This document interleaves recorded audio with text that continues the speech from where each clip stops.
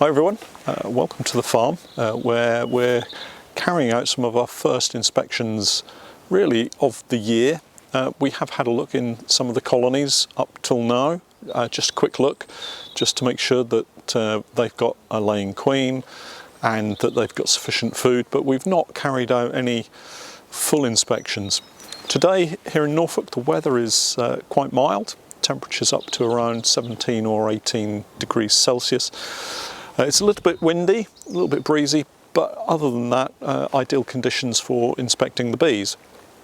So just to recap before we get into some of the colonies, and today it's really just to show you the state of some of those colonies. So just to recap, this year our plan is for a significant expansion of our colonies. We're hoping to almost double up to 200 plus colonies because we have the opportunity to get out onto some really nice crops through the summer, which we'll talk about in some of the later videos. If you haven't viewed the channel before, do take a look at our Patreon page as well.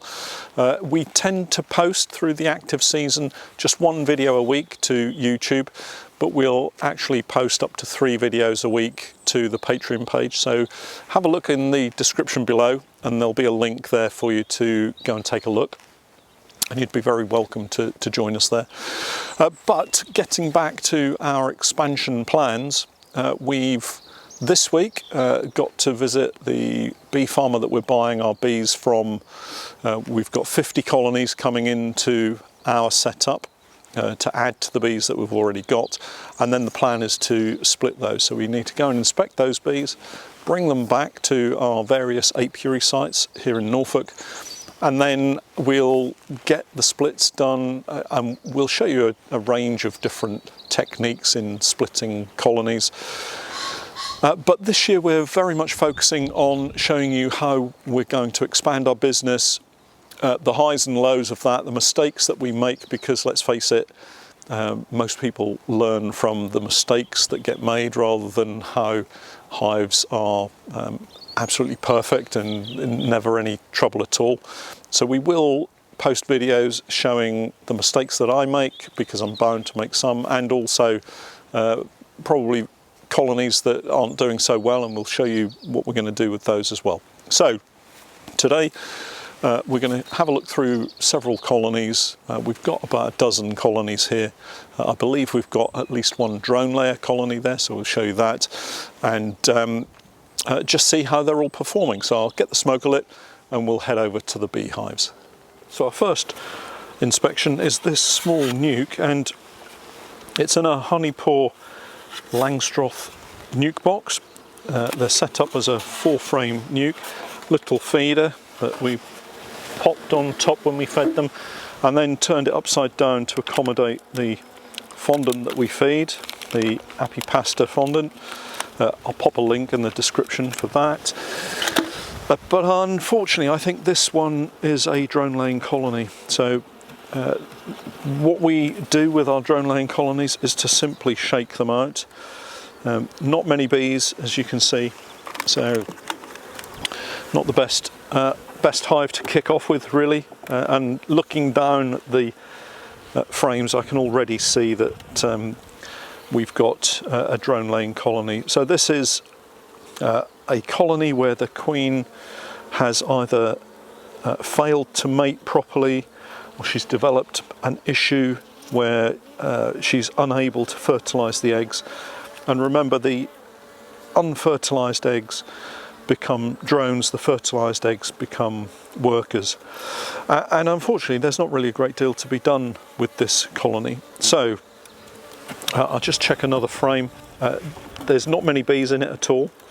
So, and you can hear that cracking, that's the propolis that's just cracked off.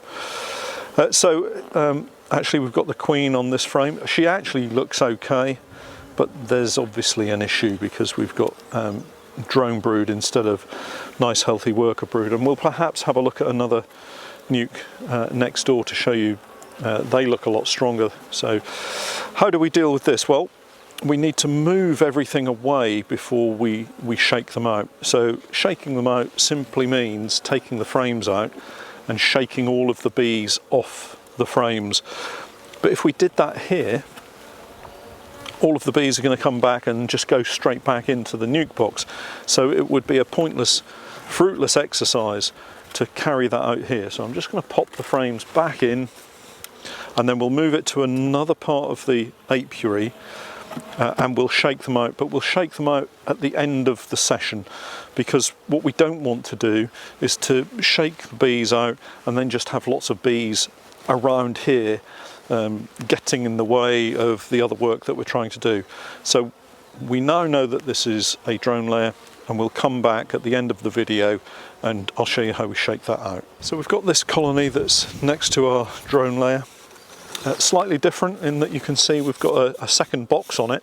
So this is now 8 frame, and we put that second box on just a few weeks ago to give them some more space, because when we checked them they were actually really strong, so we wanted to give them a little bit more space, more room. But actually what we can do with this colony now is to move it into a full-size hive, so we might as well do that on camera for you and just show you how simple that process is. I'll just move that strap out of the way so I don't trip over it.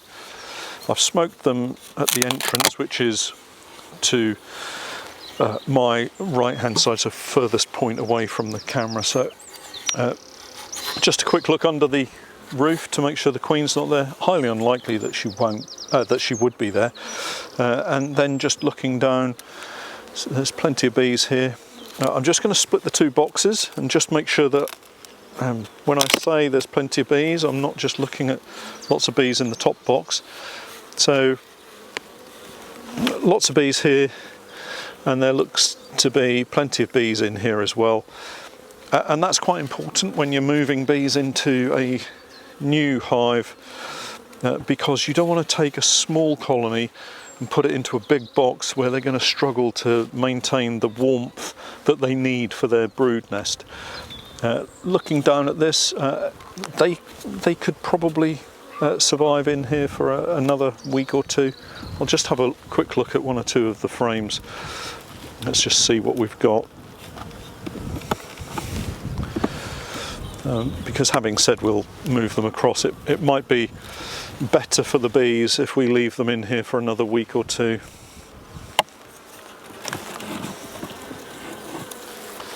So not much activity on that frame, so one of the outside frames, and just looking down, excuse me, just looking down, there are not really quite so many bees in this top box, so I think probably what we will do is leave them for another week. We'll have a quick look through just to make sure there's no problem. So we've got the queen here, and actually she's being clipped and marked, so I can point her out to you just here.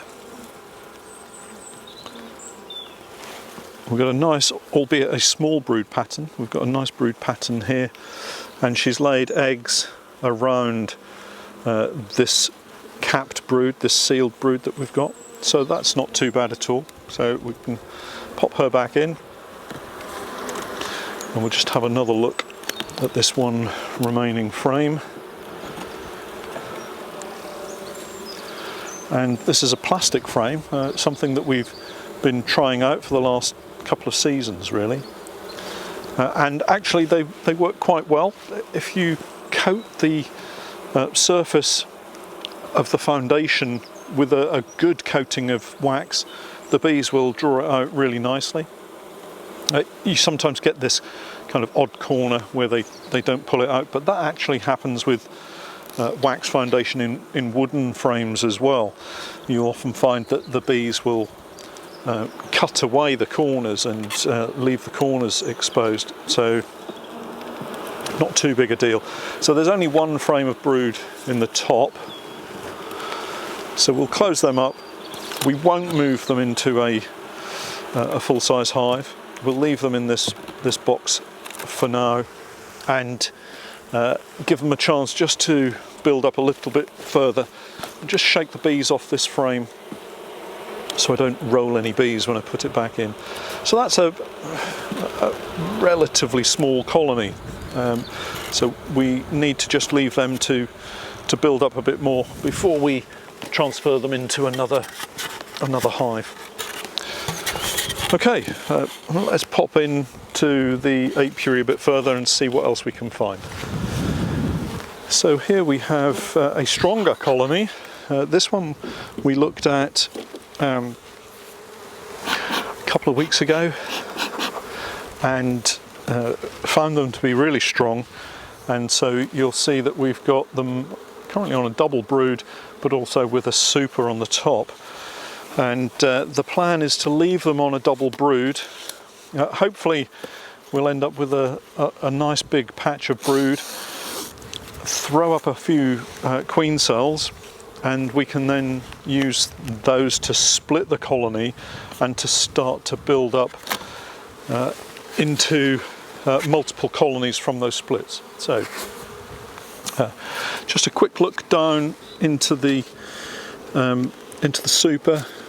Most of these seams have got some bees in them, so that's good, but the bees are not actually right the way across to both sides, so there's still a little bit of space in there for them to get into. One of the things that I find with some of these queen excluders, the plastic ones, is that they do tend to stick to the supers sometimes. The wooden framed supers are, I think, the best of the bunch, but sometimes you just have to use what you've got. So a little bit of smoke just on there to chase the bees down. And we've actually got a little bit of drone brood that's been put into the top.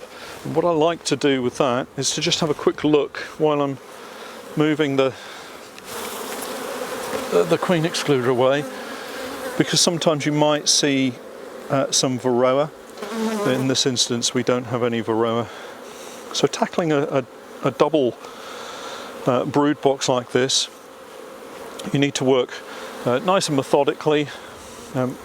We've got, in this instance, with the honeypot hives, a top bee space. So that means that the bee space between the boxes is on the top of the box, whereas a lot of the national hives and the commercial hives we have a bottom bee space. So what I would do is inspect the bottom box first, have a look in the bottom box first to see what's going on. So we need to take this top box off and put it on top of the super, but we've got the cover board on the super, so if we simply lift this off and put it straight down on to the cover board, we're going to crush a lot of bees underneath the bottom of this box. So we need to just take off the cover board, peel that away, leave that in front of the hive, but we need to put the queen excluder down, because if for whatever reason a queen might be in this top box, if we then put this box down on top of the super, the queen might run down into that super, and then when we put it all back together again, we've got the queen in the super and we're not producing honey, we're producing brood. So we just need to get into this bottom box as well. And again, what tends to happen is you might find that the frames get stuck, so you have to just lever them apart. This is where we need a little bit of smoke just to keep control of the bees. So just give them a bit of a smoke.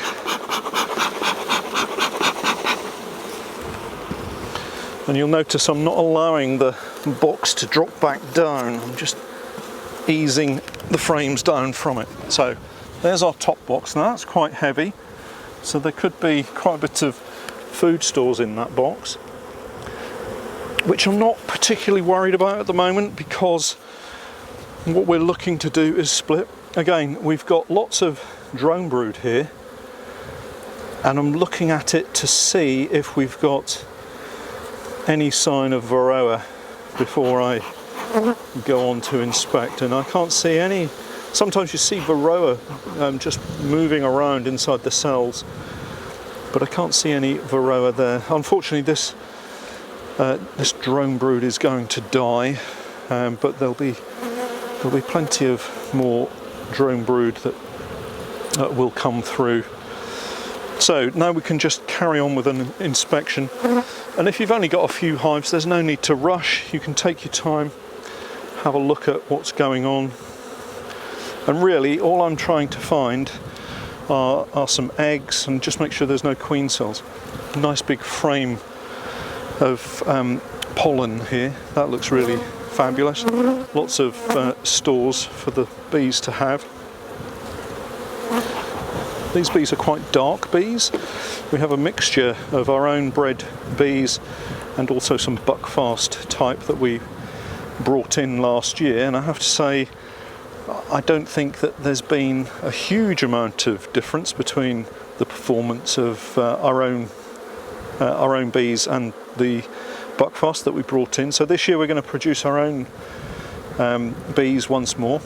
There's a patch of brood here. That looks quite nice, and where the bees have emerged there's a small patch of eggs there, so the queen has been down and laid in those cells.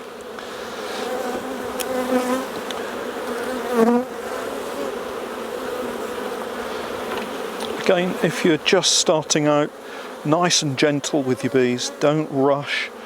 You don't have to speed inspect as maybe some bee farmers might find themselves. More commercial beekeepers have to get through the bees in super quick time. That pressure will come to bear personally for me as we head into the summer, as we get more bees, but at the moment, you know, we're quite happy to have a good solid inspection through the spring so that we know what we're dealing with in terms of the bees that we've got. So more brood. So interestingly, this plastic frame's got a big gap in the middle, and that will be down to me not putting wax in that spot, I suspect. Probably a little bit rushed trying to get the wax on all the plastic frames and missed a section.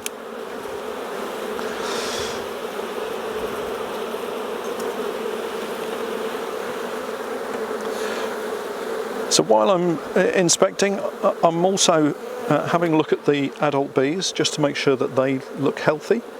So it's good to see nice healthy bees, and they all look fine. We'll just get through to the other end of this brood nest area. More brood. So this is a very vigorous colony. They've done really well, and hopefully we'll be able to split them and get a new queen produced and build up some more colonies of this size. So we're kind of at the edge of where the brood nest is. Although there's 2 more frames there that I could check, I'm not going to. We'll finish it there.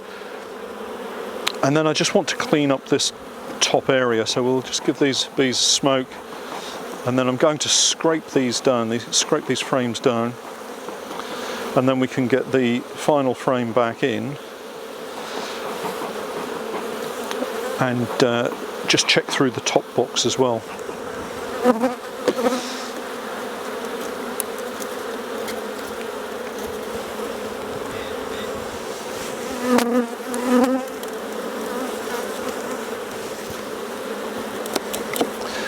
So we do this as quickly as we can before the bees start to come back up. We try and avoid killing bees as much as we possibly can. We really don't want to be killing bees.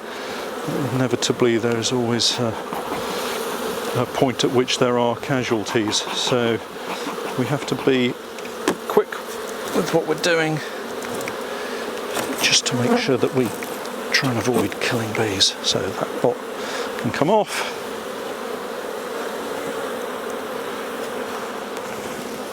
You can close these across, pop the hive tool in and move them all across at the same time, which makes it easier to move the frames and also avoids unnecessary killing of bees. And then we can pop this frame in, shake the bees off, and then slide that in, and that stops bees from being rolled when you put that final frame in, again trying to avoid killing bees. So now we can get the second box on top. One of the things we would want to do is to maybe just have a look through to find the queen so that we could mark and clip her if she's not yet marked or clipped. But for today we'll just bring that box back up and we'll have a quick look through the top box before we move on. So again, we're just trying to avoid having the queen get down into that box beneath it, the super. So we have a quick look at what we've got, just in case she's come down onto this queen excluder, and we'll just shake the bees off just to make sure that we've got rid of any bees on it, so that if the queen was on there, she's hopefully now back in this box. But when we smoke the top, it's quite likely to chase the queen down into the bottom box. So we can try and avoid using too much smoke. And one of the things with these frames at the edge, and this is the same for a lot of frames, is that the bees will connect them to the side wall of the brood box. So you just have to look down at the side wall just to make sure that it's not connected, because then when you pull it up, you're not ripping great big chunks of comb away from the frame. So let's ease this one up nice and gentle to avoid rolling bees. And you can see on this side where the bees had connected it to the side wall. So I've just cut through that with the hive tool just to prevent it from being torn. So that's a big frame of food. Oh, smoker's here. And then we can just go through and have a look at what we're seeing with these frames. Food stores, lots and lots of pollen, and also this frame, you can possibly make out that we've got lots of drones on this frame as well. So we're now heading towards that time where we'll start being a little bit more concerned about the potential for swarming, and drones are always a good indicator that bees are preparing for that particular point in the season.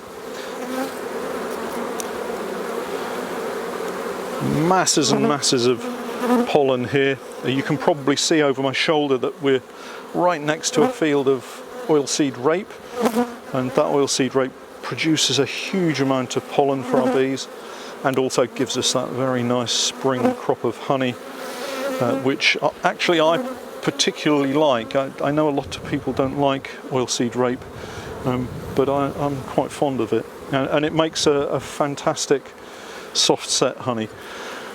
So at the bottom of these frames we've got what I would call rudimentary queen cups. There are several. So what I do is just peel back one edge just to look inside to see whether I can see any queen cells. No queen cells, no eggs. So I'm looking for eggs in those rudimentary queen cells. So there's no eggs in there. So I'm quite happy to leave them as they are. And again, another quick scan. And what I'm trying to do, if I get lucky, I might see the queen, because I want to check that she's marked and or clipped. And I'm also looking to see what the adult bees are like. So again, a nice area of brood. I shot a video recently where I was trying to mark the queen and said I hadn't seen her, and then when I edited the video I spotted her almost immediately, and sometimes that's just the way it goes with trying to see the queen. These bees are quite what I'd call fidgety on the frames. They run around quite a lot. Obviously there's lots of different traits that you have with honeybees, and trying to get them just right every time when you're open mating is a bit of a gamble, really. So you have to sometimes just accept that you gain some traits but you might lose others. So again, we've got some rudimentary queen cups on this frame. I'll just peel these back, have a quick look. Nothing in them, but I suspect over the next week we'll start to see some queen cells popping up.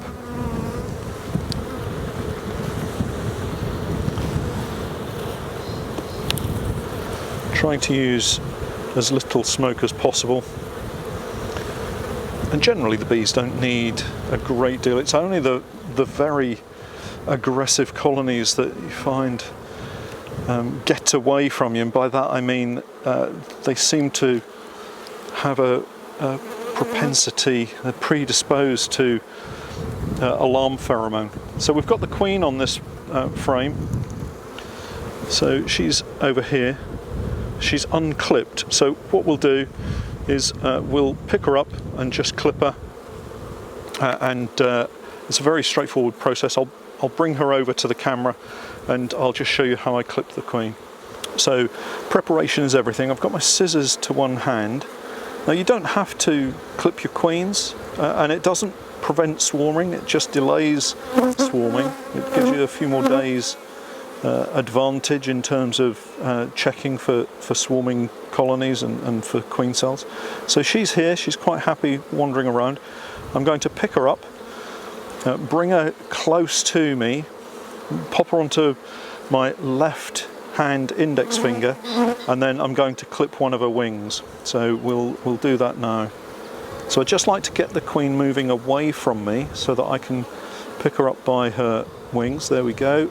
So be gentle but firm is what I would say. And the reason I'm wearing nitrile gloves today is because it makes it easier for me to hold on to the queen. So what I'm doing is resting her on my index finger, and she will put her legs down onto my index finger, which allows me to then clamp them. And what I can do is pop the scissors beneath one wing, so this is her forewing, her primary wing, and I'm just cutting about 1/3 of the tip of one wing off her wing, and then I can lower her down back onto the frame and she's perfectly fine. And as I say, you don't have to clip your queens. If you don't want to do that, then don't feel that because someone else in your beekeeping association does it or your mentor does it, that you have to do it. It's not something that you have to do. One of the benefits of clipping the queen is that when a swarm does get away from you, and they will get away from you, she's unable to fly with the swarm. So what will happen is the swarm will come out of the hive and they'll fly into the air, and I'm sure you've all seen videos of swarming bees, and the queen will try to accompany them, but she'll spiral into the grass in front of the hive. And that's our last frame that we're going to inspect, because the rest is all food stores. So she will spiral out of control into the long grass, and the bees that are up in the air will wonder where their queen has gone, because they left the hive with their queen, but now she's missing, and they'll become very confused, and in the end they'll fly back to the hive and go back into the beehive. Now, more often than not, the queen that you've clipped, the old queen, just disappears into the long grass and never comes back. She's not able to get back to the hive. And so the queen becomes lost to the colony, and the colony there has to wait, then have to wait until a virgin queen emerges from the queen cells that they've got. And that process enables you as a beekeeper to come in, although you've lost the queen, you'll have all of the bees in the colony, and you can then go through the colony, spot that there are no eggs, realise that the queen has gone, and maybe select just one of those queen cells. So that's a good job from this particular colony. We can pop the queen excluder back on. Just give it a tap. Lots of bees there, which is great. Let's give them a smoke just so that we don't crush lots of bees.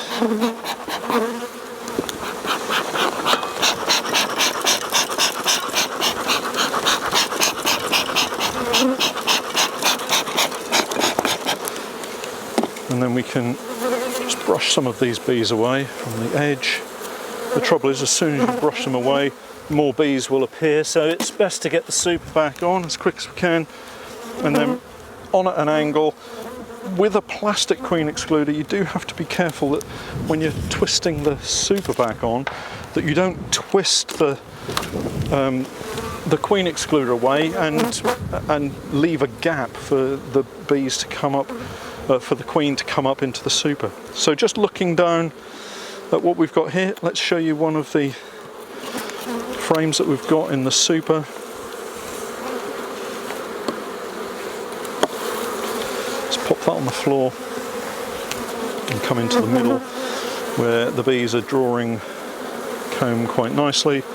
So these were frames of foundation just a week or so ago, and bees have done a good job in pulling that out and starting to store some honey, and that looks really good.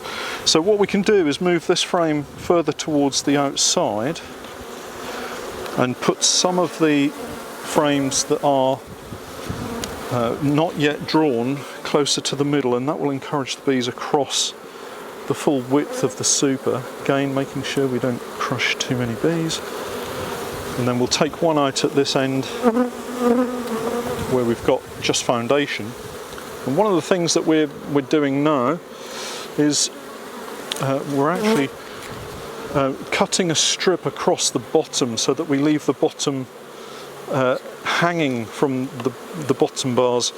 And the reason for that is because you can see with this one, with the weight of the bees, they've actually kind of pulled that wax foundation down and out of the frame. So what I'm going to do is get the scissors and just cut a strip off the bottom so that we can hopefully get the bees to draw it out squarely to the frame. Just make sure that, let's shake the bees off so I don't end up cutting the legs of some bees off. So I'm just going to run this across here. Just cutting a small 1 centimetre strip. What's that, about ½ an inch away from the bottom, and then we can peel that away, take that out, just try and straighten this bottom up a little bit. Now, because the bees have been on it, it's nice and warm, so it'll bend quite easy. It's quite malleable at the moment. It's almost where we want it.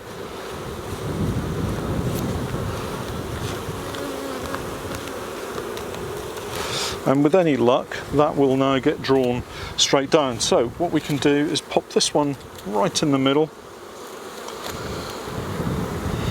And then once we've done this one,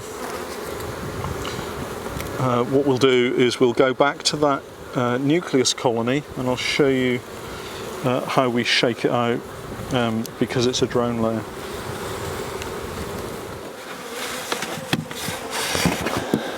So here we have our nucleus colony that's turned drone layer. Just to end the video, we're just setting this up.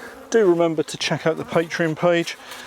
We've got lots of videos there. I've been publishing videos now for over 10 years, and we've got well over 500 videos in total, and they're all available to you on our on our Patron page, have a look at the details in the description below. So here we have our sad drone laying colony, nothing to be done with them.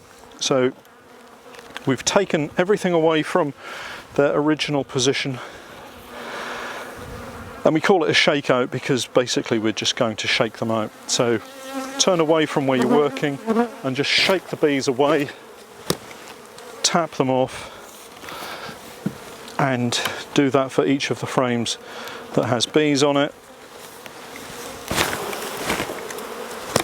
And the majority of the bees will go back to the original hive position.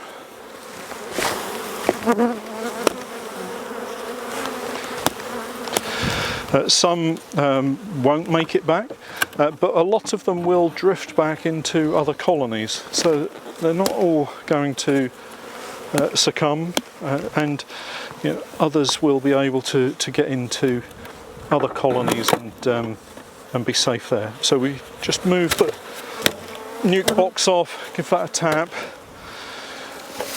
Again, same with the floor, shake off the bees. And then we need to take this away. The reason you don't do it in front of the original position is because all the bees will come back, as I said earlier. So we're just going to take these frames away. These bees are not diseased in any way, it's just a drone laying queen. So we could use a couple of these frames. I think there's 2 or even 3 frames that potentially we could use in another nuke. So that's an option to us. Tap out the bees from the feeder. That's all the bees gone from there. We'll pop that on top. There's a little bit of comb there stopping it from sitting squarely, so we'll just turn it upside down. And then I'll take this back to the truck. And the one frame that we have got that is full of drone brood, we can pop in the freezer, kill the drone brood that we've got there, and then we can cut that wax out, render the wax down, and boil the frames with all of the other frames that we inevitably will have, clean them up, and re-wax them ready for reuse later in the season. So there we are. I hope you've enjoyed that video. It's the first proper inspection of a couple of colonies. Really nice strong colony there that we've got. This nuke, unfortunately, as a drone layer. But as I said at the start, we're going to show you all of the positives as well as the negatives, the highs as well as the lows, and hopefully that will help with your beekeeping over this coming season. Don't forget to subscribe if you're not a subscriber, and hit the little bell that will notify you of all of the videos coming out on YouTube. And as I say, don't forget to check out the Patreon page and have a listen to our podcast, which is called Beekeeping Short and Sweet. Well, that's it for today. We'll catch up with you again next time, but for now, thanks for watching.